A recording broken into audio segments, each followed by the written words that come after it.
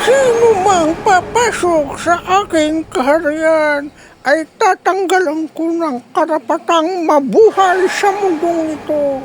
Akin ang kagubatan, akin ang lahat ng hayop na narito sa kagubatan, lalong-lalo na ang itim na pusa, sapagkat ang itim na pusa ang pinakamamahal kong hayop. Sa kanya nang gagaling ang aking malakas na kapangyarihan. Kumusta na kayo mga magiliw kong taga-subaybay? May mga haskayang papasok sa kaharian ng matandang hukluban? Malalaman natin sa kwentong ito. Patuloy nyo lang subaybayan at pakinggan ang aking mga kwento. Ang kwentong ito ay patungkol sa isang matandang hukluban na naghahari na sa kagubatan. Ang kwentong ito ay hango sa mga kwento ng aking mga kanunuan na sariwang-sariwa pa sa aking mga kaisipan. Ganito nag-umpisa ang kwentong ito. Habang si Jesus ay naglalaro ng turumpo. Si Jesus naman ay nasa bakuran ng kanilang bahay, naglalaro ng turumpo. Ang kaibigan ng lolo ko, ang Sigbin, palapit na ng palapit. Pupuntahan ko si lolo. Lolo, ang kaibigan mong Sigbin, narito siya. Ano yan, apo? Ang Sigbin narito? Ilan sila? Isa lang, lolo. Dali-daling bumaba si Lolo Ingo para harapin niya ang kaibigan niyang Sigbin. Nang makalapit na si Lolo Ingo sa kaibigan niyang Sigbin, hinapuhap na naman ng Lolo Ingo ang ulo ng kanyang alaga at tila may binubulong ito sa Sigbin. At mamaya-maya lang umalis na ang Sigbin pauwi. Pagkalipas ng isang oras, hinanap ni Lolo Ingo ang kanyang apong si Jesus. Pepe, nasaan ba ang apo ko? Tatay, hindi ko alam kung nasaan si Jesus. Kani-kanina lang naglalaro ng turumpo. Ngayon hindi ko na nakikita ang apo mo. Anong klase kang ama? Ba't hindi mo nasusubaybayan ang iyong anak na si Jesus? Hayaan mo, tatay. Hahanapin ko ang aking anak. Lihim palang sinusundan ni Jesus ang Sigbin. Patuloy si Jesus sa paglalakad hanggang sa narating na ni Jesus na kung saan naroon ang mga Sigbin. Unti-unting pumasok si Jesus sa kubong ginawa ng kanyang Lolo Ingo. Nang makapasok na si Jesus, ang dami pala nila, mga alaga ng aking lolo. Kaya ako kagatin. Papasok na ako at kakausapin ko din sila tulad ng ginagawa ng aking Lolo Ingo. Mga kaibigan, siguro naman kilala niyo ako. Ako si Jesus, ang apo ng Lolo Ingo na siyang nag-aalaga sa inyo. Hihipuin ko ang mga ulo niyo, ha. Hinipo nga ni Jesus ang mga ulo ng Sigbin at napakaamo. Hindi man lang siya kinagat, sapagkat ang Sigbin kapag ka nakakagat ng tao, hindi aabutin ng isang oras, mamamatay. Ganun kabagsik ang kamandag ng Sigbin. Kakaiba ang kapangyarihan ng Sigbin. Kinakausap ni Jesus ang mga Sigbin. Mga kaibigan, payagan niyo akong mag-alaga din sa inyo Aalagaan ko din kayo tulad ng pag-aalaga ng aking lolo Ingo. Lumapit kay Sus ang isang sigbin. Kaibigan, ikaw ba ang leader ng mga kasama mong sigbin? Halika kaibigan, pahipo ng ulo mo. May nakikita si Sus na kakaiba sa leader ng mga sigbin. May iniluwa ang pinaka-leader ng mga sigbin sa palad ni Sus. Inilagay niya sa kanyang munting bulsa. Mga kaibigan, magpapaalam na ako sa inyo. Baka hinahanap na ako ni Lolo Ingo at ng aking amang si Pepe. Tahimik na lumabas sa kubo si Sus. Hindi alam ni Sus na masasalubong na niya ang kanyang amang si Pepe na naghahanap sa kanya. Sus, saan ka ba nang galing? Pambihirang bata ang ito. Hinahanap ka ng iyong lolo Ingo. Napapagalitan patuloy ako ng lolo mo. Umuwi ka na. Galit na galit ang kanyang amang si Pepe nang makita si Sus. Opo tatay, uuwi na ako. Huwag mo akong paluin. Sige, umuwi ka na. Bago kita hambalusin ng sentron ko. Nang marating ni Sus ang kanilang bahay, nakita niya ang kanyang lolo nag-aantay sa kanya sa may hagdanan. Sus, apo ko, saan ka ba nang gagaling, apo? Di ka man lang nagsasabi kung saan ka pumupunta. Alam mo naman, delikado na ang panahon. Galit na galit sa akin ang matandang hukluban dahil pinasok natin ang kanyang balwarte. Lolo, meron akong natuklasan. Ano yan, apo? Lihim kong pinuntahan ang mga alaga mong sigbin. Ang sabi mo, Lolo, hindi nakikita ng mga ordinaryong tao ang sigbin. Bakit nakikita ko, Lolo? Alam mo, apo, meron ka na rin taglay na kapangyarihan. Alam mo, apo, dahil sa taglay mong katapangan, kasigasigan, ay nakita ko sa iyo na ikaw ang karapat-dapat na magmamana ng aking kapangyarihan. Kaya lihim kong ibinigay sa iyo ang kalahati ng aking taglay na kapangyarihan. Hindi mo lang alam, apo. Binasbasan na kita. Bakit, Lolo? Hindi ko alam. Oo, apo ko. Hindi mo talaga alam. Habang ika'y natutulog at isinusubo ko sa iyo habang ika'y natutulog ang kalahati ng mutya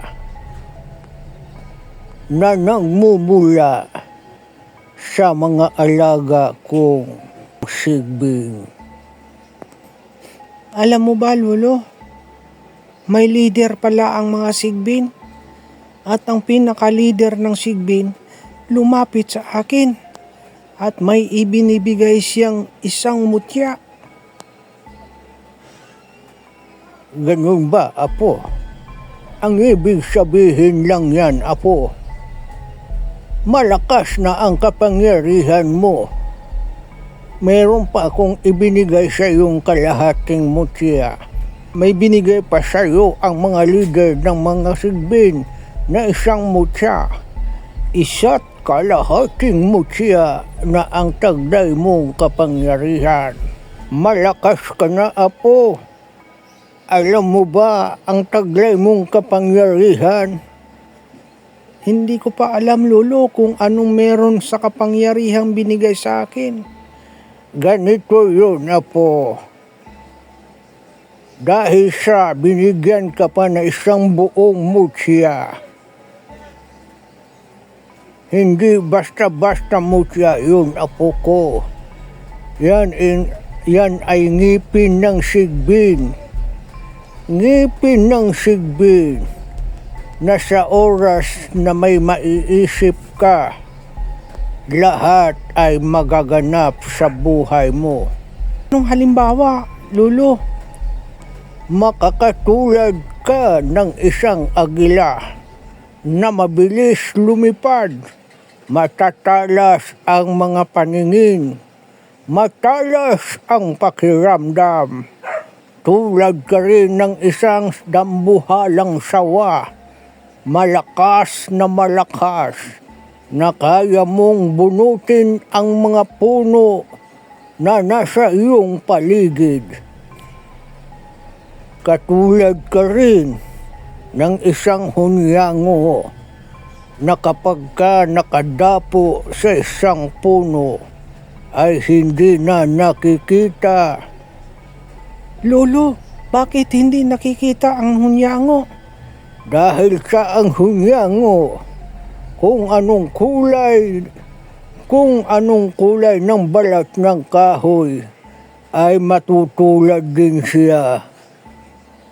Kung halimbawa kulay itim ang kahoy na kagaya ng kamagong, magiging itim din ang kulay ng hunyango. Ganon ang kapangyarihan mo, Apo ko. Ibig sabihin yan, Lolo, kayang-kaya ko nang gapiin ang matandang hukluban. Hindi tayo nakakasiguro, Apo ko, sapagkat ang kapangyarihan ng matandang hukluban ay lumakas din mula sa agimat ng itim na pusa. Naragdagan pa ang kapangyarihan ng matandang hukluban. Taglay ng matandang hukluban ang kapangyarihan ng mga engkanto ng palayasin ng matandang hukluban, ang mga engkanto sa kagubatan. Kaya, Apo, kailangan mong pagsanayan ang iyong kapangyarihan para hindi ka mapahamak kapag ka naharap mo na ang matandang hukluban. Anong gagawin ko, Lolo? Saan ako magsasanay? Kailangan mong magsanay sa paanan ng gubat. Doon ka magsanay. Huwag lang sa gitna ng kagubatan. Naroon ang matandang hukluban. Hindi ka pa handa, Apo ko. Doon ka magsanay sa paanan lang ng kagubatan. Kailangan, Apo, huwag kang abutin ng gabi sa kagubatan para hindi ka maramdaman ng matandang hukluban, sapagkat kapag kagabi, napakalakas ng kanyang pakiramdam. Umalis na nga si Jesus, pumunta na sa kagubatan. Nakarating na si Jesus sa kagubatan. Sinubukan niyang bunutin ang isang malaking puno. Nagulat siya sa kanyang lakas.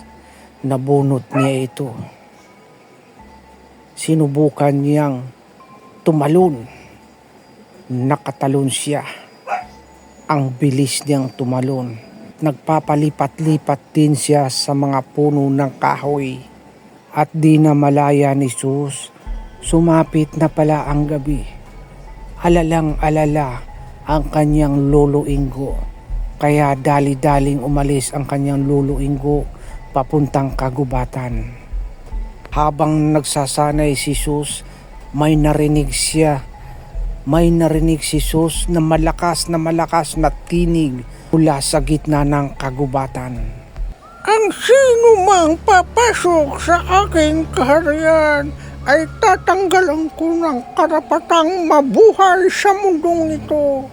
Akin ang kagubatan, akin ang lahat ng hayop na narito sa kagubatan.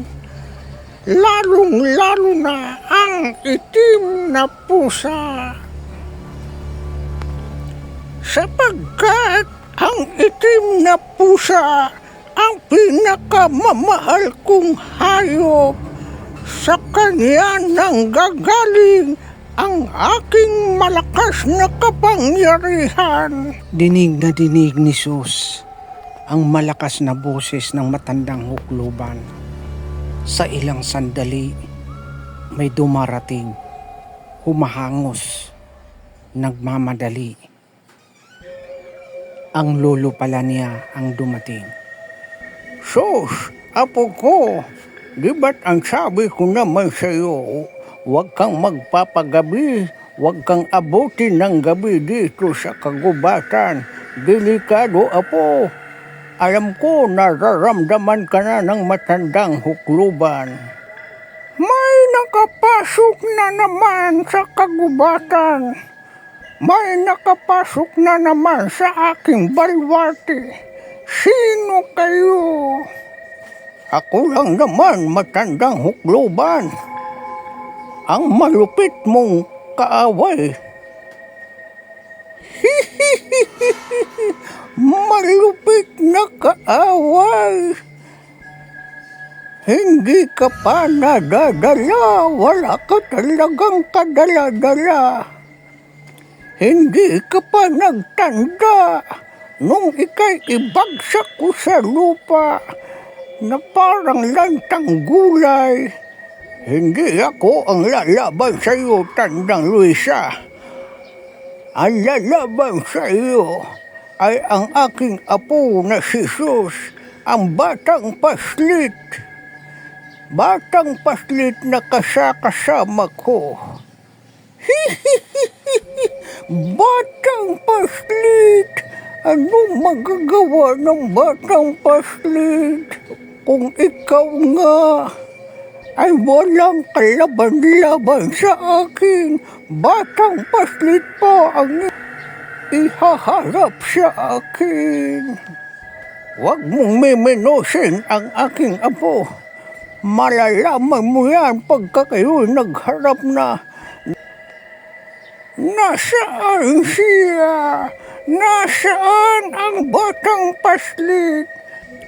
At nang aking dudukutin ang kanyang puso, aking huhugutin ang kanyang mga bituka. Sus, apo ko, humanda ka na. Humanda ka na sa matinding labanan yun ng matandang hukluban. Lolo, handang-handa na ako. Lahat ng sasabihin mo'y susundin ko. Humanda ka, apo ko. Bumubukad-kad ang mga buhok ni Luisa. Hubahaba, apo, hubahaba, papunta riyan sa iyo. Humanda ka. Nang humaba ang buhok ni Luisa, pinuluputan ang batang paslit na si Sus. Hindi na makagalaw si Sus. Sus, gamitin mo ang iyong kapangyarihang lakas.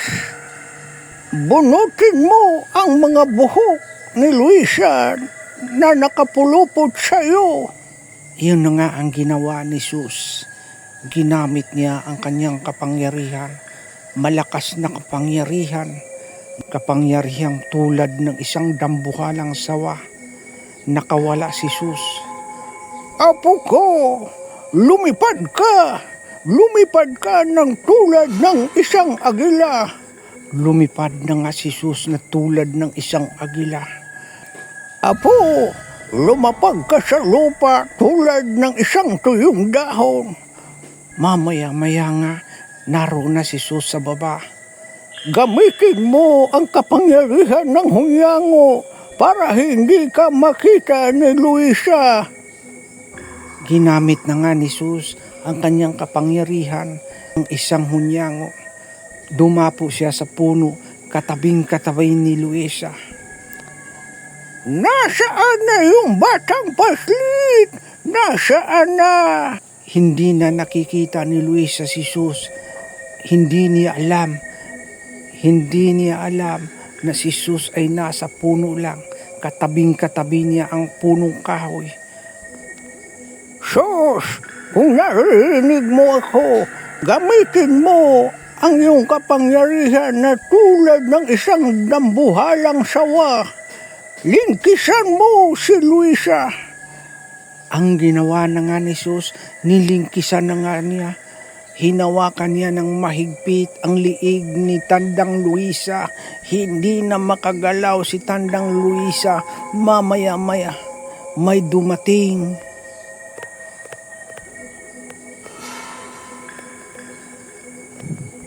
May parating na kabayo. Nakakapagtaka. Nagkaroon ng kabayo dito sa kagubatan.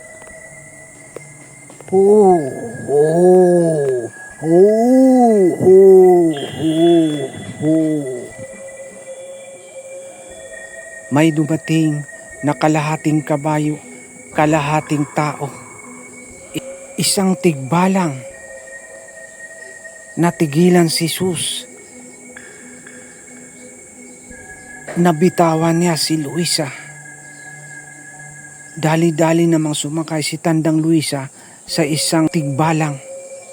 Naglaho na sa paningin ni Lolo Ingo si Luisa. Apo, ba't mo binitawan si Luisa?